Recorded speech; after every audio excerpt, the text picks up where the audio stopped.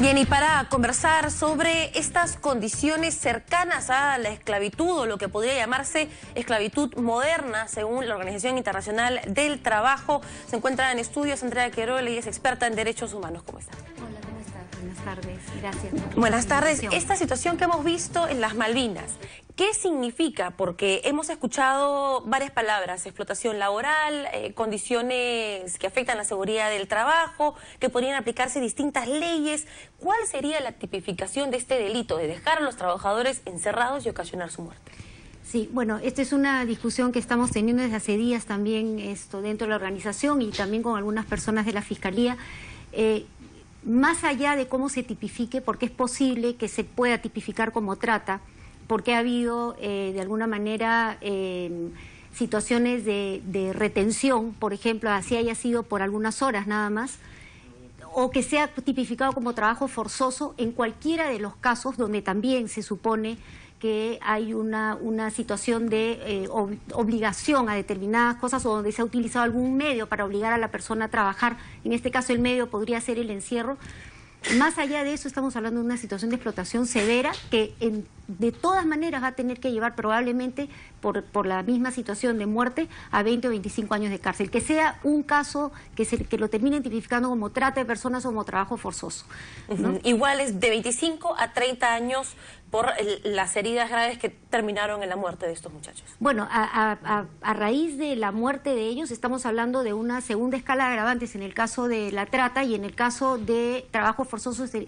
A raíz de la muerte de ellos estamos hablando de una segunda escala de agravantes en el caso de la trata y en el caso de trabajo forzoso sería tercera escala de agravantes, pero en cualquiera de los dos casos estaríamos hablando de en torno a los 25 años de cárcel, claro, para los responsables en principio. Ahora, el ¿no? caso de estos dos jóvenes nos hace pensar, esto siempre cuando vemos estos casos es porque se ha desbordado algo. Así se repite en varios escenarios.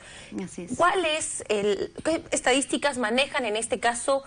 ¿Cuál es la incidencia de este tipo de delitos en nuestro país? Bueno, esa es una pregunta difícil de responder porque creo que el propio Estado tiene dificultad para dimensionarlo, nosotros como organización de la sociedad civil aún menos.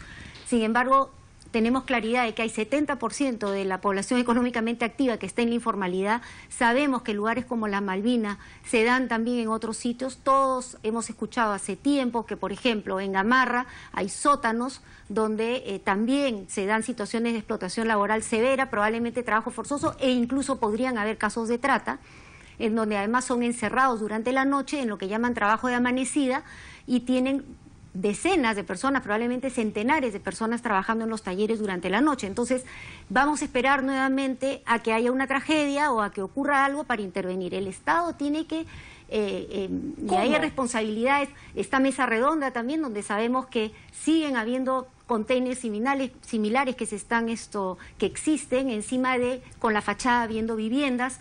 ¿Y cómo puede intervenir el Estado? Porque hemos escuchado al ministro de Trabajo decir no tenemos personal para hacer inspecciones inopinadas, escuchamos a la Municipalidad de Lima decir no, es que no me dejan entrar porque no tengo un orden judicial. Al final, ¿quién tiene que intervenir en estos casos? ¿Cuáles son los mecanismos que podemos utilizar para prevenir más muertes? Me imagino que todo lo que dicen es cierto y a la vez es inexacto. Es decir, a la SUNAFIL le corresponde ocuparse de tener un personal, mayor cantidad de gente que haga esto. Yo coincido con algunas declaraciones de que esperar a que se hagan las denuncias para intervenir es un error. La SUNAFIL además está concentrada en las entidades, en las empresas formales. Creo que es importantísimo que se empiece realmente a atacar la informalidad. Las municipalidades sí podrían fiscalizar. Es verdad que requieren una orden judicial, pero honestamente creo que eso es algo que hay que arreglar de alguna otra manera. Además, muchas veces ellos podrían ya intervenir, hacer una denuncia, etcétera. Eso por un lado. Por otro lado, creo que no podemos obviar a la sociedad civil. O sea, ¿qué está pasando que la gente no denuncia? Porque más allá de los propios jóvenes que pueden estar en situación de vulnerabilidad o de amenaza, porque no lo sabemos, estaban haciendo una actividad ilegal, por lo tanto pueden haber estado en situación de amenaza. Mira, no, esta es la situación. O ellos mismos saber que están cometiendo un acto ilegal o informal y pensar que la ley no los ampara por el simple hecho de estar por estar desinformados. Pero también hay otra gente, o sea, estamos hablando de miles de trabajadores en este sitio que sabían probablemente de esta situación y nadie denuncia.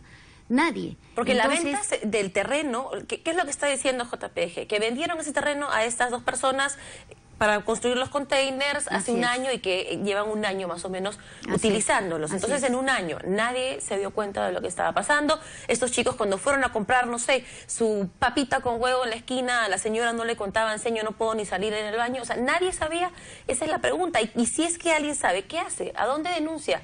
La gente, hay muchos que sabían, además se sabe que habían otros que estaban en situación similar por los relatos que han habido, incluso la prensa misma ha tenido varias entrevistas. ¿Qué se puede hacer? O sea, hay diversos caminos, pero el primero, por ejemplo, si quieren guardar el anonimato, porque ese es el temor muchas veces, está la línea 1818 del Ministerio del Interior que concentra todas las denuncias que tienen que hacer con explotación, corrupción, etcétera, y que debería ser utilizada por las personas que no quieren quizás verse involucrados en algún tema o que creen que pueden ser amenazados. A través de la línea 1818 pueden hacer denuncias que además pueden inclusive sostener el anonimato, ¿no? Y bueno, ya para terminar, ¿qué podríamos decir sobre estas personas que soportan estas condiciones cercanas a la esclavitud en sus centros de trabajo, ¿no? Porque muchas personas podrían decir, bueno, en el peor de los casos se lo buscaron, ellos estaban trabajando, estaban aceptando las condiciones del empleador y no se quejaban.